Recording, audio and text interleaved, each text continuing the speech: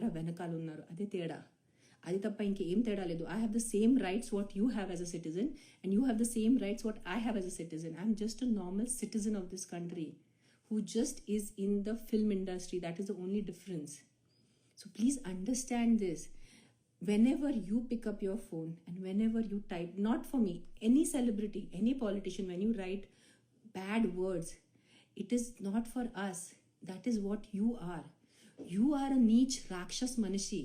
You are a సంస్కారాలు లేని మనిషి. బికాస్ మీకు సంస్కారాలు ఉంటే మీ చేతులు ఇలాంటి దానికి టైపింగ్ చేయరు, అంతే. That is full stop. మీరు ఇంత చెత్త బండ్ బూతులు మీరు పెట్టడానికి ఉంటే, కాశీకి ఒక ఫోటో ఉంది, నేను పెడతాను ఇన్స్టాగ్రామ్లో. రాత్రి రేట్ ఎంత? హౌ అంటే ఎలా? ఎవరిని రేట్ అడుగుతున్నారు? ఏంటి అడుగుతున్నావు నువ్వు రేట్? నీకు తినే పరిస్థితి లేదు, నా రేట్ ఏం పడుతావు నువ్వు? నేను కాశీలో మంచి బొట్టు ఉన్నాను, దేవి బట్లులో ఉన్నాను. మామూలుగా అంటే వీళ్ళు కొత్త స్టార్ట్ చేశారు బట్టలు గురించి, పెద్ద డిస్కషన్ స్టార్ట్ చేశారు. నేను అసలు అలాంటి బట్టలు వేసుకోనున్నా. నేను కాశీలో ఫుల్ ఇక్కడి నుంచి కవర్డ్ ఎర్ర బట్టలులో దేవి అమ్మవారు బట్టలులో బొట్టు పెట్టుకుని ఉంటే నీ నైట్ రేట్ ఎంత నాకు అడుగుతున్నారు?